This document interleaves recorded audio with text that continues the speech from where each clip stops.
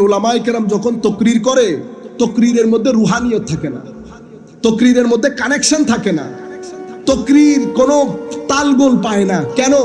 কারণ হচ্ছে এখানে হয়তো কিছু এমন মানুষ বসেছেন যাদের ভিতরের মধ্যে নেফাকত আছে, যারা আমার নবীর ক্ষেত্রে বিদ্বেষ রাখেন, শুধু দেখার জন্য বসেছেন কি বলে এটা, অথবা মাহফিলের পয়সার মধ্যে কোনো হারামের পয়সা আছে।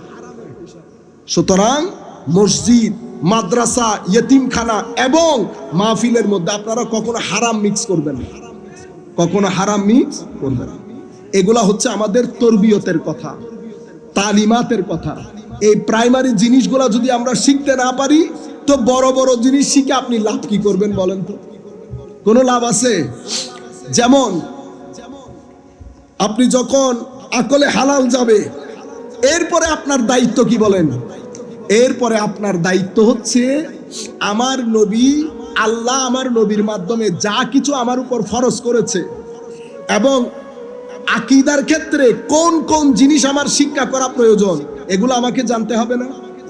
এখন আমি যদি না জানি ঈমানের 7 স্তম্ভ কি, এই যুগে আমার নবীর এশকের প্রয়োজনীয়তা কি কথা বলার, তাইলে আপনি বছরের পর শুধু মাহফিল করতে থাকবেন, আমার ছেলে দরকার হবে না। আপনারা হইলেন আমাদের অ্যাম্বাসেডর, আমাদের অ্যাসিস্ট্যান্ট। ম্যাক্সিমাম মাসআলা বর্তমান যুগে যেগুলো জিজ্ঞাসিত হয়, সেগুলো তো আপনাদের মাধ্যমে উত্তর হয়ে যাওয়ার কথা। পবিত্র কোরআন যখন আপনারা পড়বো বা পড়বেন, কোরআনকে বোঝার জন্য এটা আলেম উলামায়ে কেরামের জন্য অনেক বেশি উপকারী, আপনাদের জন্য অনেক বেশি উপকারী। কারণ কোরআন হচ্ছে আল্লাহর পক্ষ থেকে দেওয়া এমন কিতাব যা এখনো পর্যন্ত আমাদের সাথে আছে, এবং আমার নবী সাল্লাল্লাহু আলাইহি ওয়াসাল্লাম এটা নিয়ে অনেক বেশি দুশ্চিন্তাগ্রস্ত ছিলেন। আমার নবী বলছেন আমি কোরআন নিয়ে বেশি দুশ্চিন্তাগ্রস্ত। কেন? কারণ এই কোরআন থেকে কথা বলে আমার উম্মতকে পথভ্রষ্ট করা হবে। কোত্থেকে? কোরআন থেকে পথভ্রষ্ট করা, কোরআন দিয়ে কথা বলে পথভ্রষ্ট করা, এটা একেবারে আপনি মনে করতে পারেন একটা ইজি কাজ। কারণ কি? কারণ পবিত্র কোরআনের কোনো জবান নাই, পবিত্র কোরআনের কোনো জবান নাই। জবান আছে মানুষের। মানুষ যখন কোরআন খুলে, যেমন আমি যদি আপনাকে বলি ওয়াওয়াজাদাকা দাল্লান ফাহাদা, তো দাল্লুন শব্দের অনেক অর্থ আছে। দাল্লুন শব্দে আপনি অবাক হয়ে যাবেন, দাল্লুন শব্দের কি কি অর্থ আছে বললে। যেমন আমি এমনিতে আপনারা বুঝার জন্য বলি, বর্তমানে পবিত্র কোরআনের যত অনুবাদ গ্রন্থ আছে 95% অনুবাদ গ্রন্থ খুললে আপনি পাবেন তিনি তোমাকে পথভ্রষ্ট পেয়েছে, পথহারা পেয়েছে, অতঃপর তোমাকে হেদায়েত করেছে। তো আমি যাই হোক, আমি আপনাদেরকে বলতে চাচ্ছিলাম ওয়াওয়াজাদাকা দাল্লান ফাহাদা, তো তিনি তোমাকে পেয়েছে পথহারা অথবা পথভ্রষ্ট, অতঃপর তোমাকে পথ প্রদর্শন করেছে। আয়াতের আপনারা নাউজুবিল্লাহটা জোরে বলেন, নাউজুবিল্লাহ জোরে বললে শয়তান চলে যায়, শয়তান চলে যায়। ঘরের মধ্যে ঢুকলে, ঘরের মধ্যে থাকাকালীন এগুলা পড়বেন, এগুলা হারাই গেছে ঘর থেকে। আগে এখনো যদি আপনারা এগুলা করেন বরকত পাবেন, ঠিক আগের মতোই পাবেন। আমাদের মা বোনেরা যখন রান্না করবে, মা বোনেরা বোধহয় শুনতেছেন না ঘরের মধ্যে, মা বোনেরা যখন রান্না করবে দেখেন খাওয়া আমাদের পেটের ভিতরে যায়, ঠিক আছে? আপেল যখন পেটের ভিতরে যায়, আপনি মুখ দিয়ে চাপান, আপেল পেটে চলে যায়, ওয়েস্ট হয়ে বের হয়ে যায়। আপনার শরীরের ভিতরে থেকে যায় কি? ভিটামিন। কি থেকে যায়? ভিটামিন। দেখা গেছে ভিটামিন? কেউ দেখছে? ভিটামিন দেখেন না, আবার আল্লাহ দেখতে বসে থাকে। ভিটামিন নজরে আসে না। শরীরের মধ্যে আল্লাহ ডিভাইস ফিট করেছেন, এটা ভিটামিনকে সাক করে। কি আজীব, কি জিনিস ভিটামিনকে সাক করে। এবং এটা দেখতে কেমন, কোনো কিছু নজরে, কিন্তু কি দিল আল্লাহ ভিতরে, এটা পুরা ভিটামিনটা আপনার শরীরের মধ্যে কি হয়ে যায়, সারায়াত করে ফেলে, স্প্রেড আপ হয়ে যায়। কিভাবে বুঝেন? শক্তি হয়ে যায়। কি হয়ে যায়? শক্তি হয়ে যায়। তাইলে শরীরের মধ্যে ভিটামিন ঢুকলে কিভাবে বোঝা হয়? শরীর শক্তিশালী হয়। ঠিক আছে? অনুরূপ ভাবে নামাজ যদি আপনার ভিতরে কাজ করে, কেমনে বুঝবেন এই মানুষটা ভদ্র হয়ে যায়? নামাজ যদি আপনাকে ভদ্র না বানায়, নম্র না বানায়, মানুষ নামাজ যদি আপনার জবান থেকে গীবত সরিয়ে না ফেলে, তাইলে বুঝতে হবে আপেলের ভিটামিন ভিতরে কাজ করতেছে না, ভিতরে কাজ করতেছে। এবার সারা জিন্দেগি যদি আপেল খাইতে থাকেন, কোনো লাভ আছে? নাই, ভিটামিন যাইতেছে না ভিতরে। আমি বলতে চাচ্ছি, আপেলের ভিতরে যেমন ভিটামিন থাকে, আপনারা যে হালাল খাদ্য গড়ে গ্রহণ করেন, এটার ভিতরে নূর থাকে। কি থাকে? নূর। কিন্তু আমরা ইচ্ছে করে নূরটা বরবাদ করে দিই। এগুলো আগের রেওয়াজ ছিল, এখন আমরা অতিমাত্রায় আধুনিক হয়ে যাওয়ার কারণে সব ভুলে গেছি। সম্মানিত উপস্থিতি, আমি যেখান থেকে কথাগুলো শুরু করতেছি, আমাদের ঘরগুলোর মধ্যে আমাদের মাদের, বোনদের জিনিসগুলা খেয়াল করতে হবে। এভাবে করলে ঘরের মধ্যে বরকত আসে। তাহলে খাওয়া দাওয়ার মাধ্যমে আমার এখানে কি যায়? নূর যায়। কি যায়? নূর যায়। এবং এটা আমার পরবর্তীতে আমার আমলের ক্ষেত্রে অনেক অনেক অনেক সহায়তা করে। কারণ আপনি ধরেন পেটের মধ্যে হারাম দিছেন, পেটের মধ্যে হারাম দিছেন, এরপরে আমি নামাজ পড়লেন, এরপরে আপনি রোজা রাখলেন। হাদিসে পাকের মধ্যে আমার নবী বলছে, তুমি আল্লাহ আল্লাহ করছো, ফাআন্না ইউস্তাজাবু লাক, তোমার আল্লাহ আল্লাহ আল্লাহ কেন কবুল করবেন? তোমার তো কাপড়ই হারাম, পানি হারাম, খাওয়া দাওয়া হারাম, এতগুলা হারাম নিয়ে তুমি আল্লাহ আল্লাহ বললে আল্লাহ তোমার আল্লাহ আল্লাহ কবুল করবে না। সুতরাং এখানে কিছু রুলস রেগুলেশন আছে। আমি আমার মতো করলে হবে না। রুল কি? প্রথমে আমার পেটে যেটা যাচ্ছে, প্রত্যেক বাবার উচিত আগে আমার সন্তানের জন্য হালাল এনশিওর করা, হালাল এনশিওর করা। সুতরাং এখানে যারা বসেছেন, আপনি আগে চিন্তা করে নেন তো আপনার ইনকামটা হালাল কিনা। যদি ইনকাম হালাল না হয়, অন্তত মসজিদ মিলাদুন নবীতে হিস্সা নিয়েন না, বরবাদ করে দিয়েন না মাহফিলটা। কেন?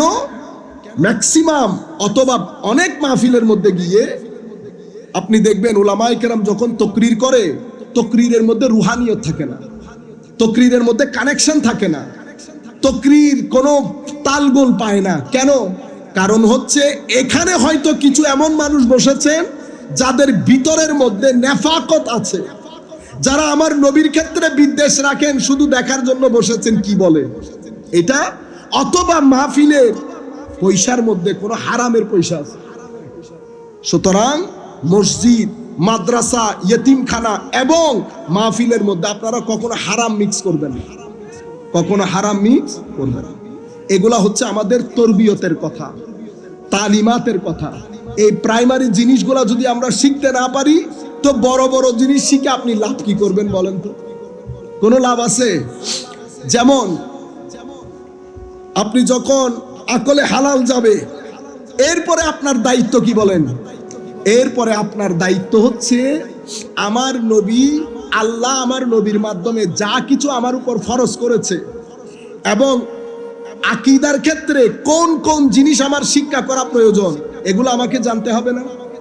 এখন আমি যদি না জানি ঈমানের 7 স্তম্ভ কি, এই যুগে আমার নবীর এশকের প্রয়োজনীয়তা কি কথা বলার, তাইলে আপনি বছরের পর শুধু মাহফিল করতে থাকবেন, আমার ছেলে দরকার হবে না। আপনারা হইলেন আমাদের অ্যাম্বাসেডর, আমাদের অ্যাসিস্ট্যান্ট।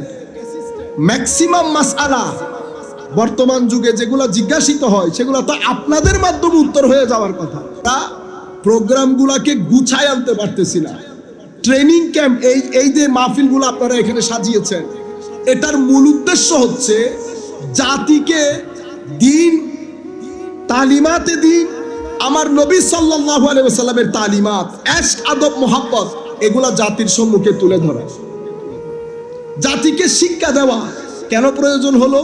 কারণ জাতি যেই জায়গা থেকে দিন শিক্ষা করার কথা সেই জায়গাগুলো বন্ধ হয়ে গেছে।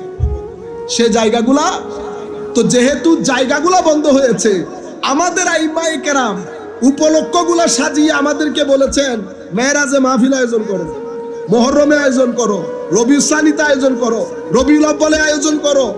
উপলক্ষ ভিন্ন ভিন্ন, উদ্দেশ্য একটা। উদ্দেশ্য কি? জাতিকে ধর্ম শিক্ষা দেওয়া, জাতিকে ধর্ম শিক্ষা দেওয়া। আপনি যদি মিলাদুন নবীকে বেদাত বলেন, আমি বিশ্ব ইস্তেমাকে বেদাত বলি। কেন?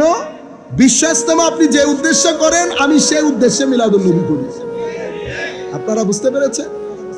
এখানে একজন আরেকজনের সাথে এই গুতাগুতি করে করে উম্মতে মুসলিমা শতধা বিভক্ত হয়েছে, হয় নাই?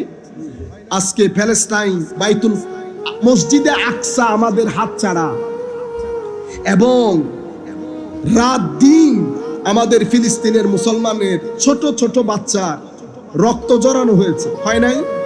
একটা মুসলমান দেশ কোনো কথা বলেছে? অথচ আগে আমাদের মুসলমানের নাম শুনলে মানুষের অন্তরে ডর, ভয়ের উদ্রেক হতো। কেউ পারতপক্ষে মুসলমানের সামনে আসতো না। এরকম ডর, এরকম রোপ, দবদবা সব বরবাদ হয়ে গেছে। এখন কেউ আর আমাদেরকে ভয় পায় না। আপনি চিন্তা করে দেখেন, ফিলিস্তিন যখন ইসরায়েলের উপর সামান্য হামলা করেছে, আমরা একটা কথা বলে রাখি, আমরা হত্যা, শিশু হত্যা, নারী হত্যা, সব হত্যার বিরুদ্ধে, আমরা সব হত্যার বিরুদ্ধে। আমরা তাদের সাথে যুদ্ধ করব যারা আমাদের লোকজন হত্যা করেছে। আপনারা বুঝতে পেরেছেন? কিন্তু এতদিন পর্যন্ত হত্যা করছে, বাচ্চাদের রক্ত ঝরেছে, কেউ ওয়েস্টার্ন কান্ট্রি টু শব্দ করেছে? করে নাই।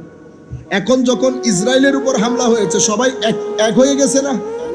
দেখছেন, আপনার বিরুদ্ধে সবাই এক, কিন্তু আপনি এক দুইজন না, আপনি কত গ্রুপ আপনি নিজেও জানেন না। অথচ আল্লাহ কোরআনে পাকের মধ্যে আমাদেরকে কি বলেছে জানেন? আমরা এই আয়াতগুলা পড়িও না, বলিও না। আল্লাহ বলেছেন আমরা যেন বিভিন্ন দলে উপদলে বিভক্ত হওয়া থেকে নিজেদেরকে বাঁচিয়ে রাখি। ওয়াতাসিমু বিহাবলিল্লাহি জামিআন ওয়ালা তাফাররাকু।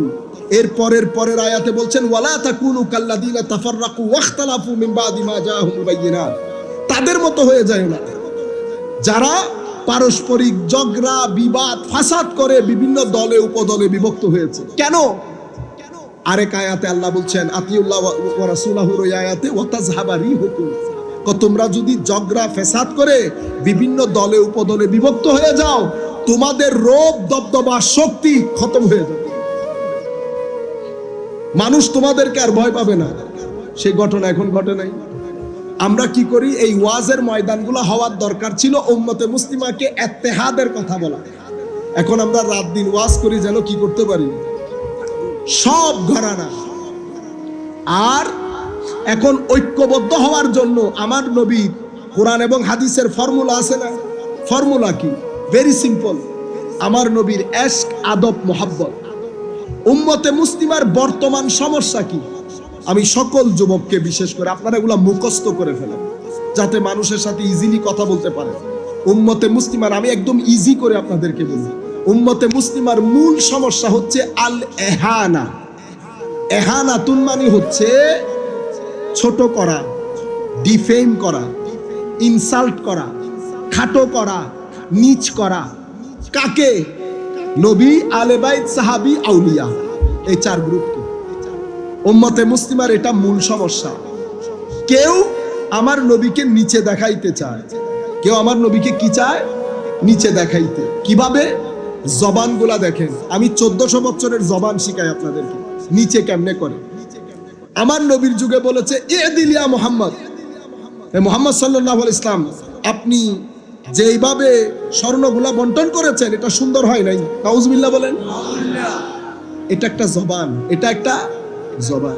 এই জবানের কন্টিনিউ এটা শুরু হয়েছে, এখন ক্যারি অন করছে। এটা করতে করতে আজকের জমানার জবানগুলা কিরকম? নবীর 40 বছর, এটা আমাদের জন্য অনুকরণীয় না। দেখছেন জবানগুলা দেখেন, মিলাই দেখতে পারবেন।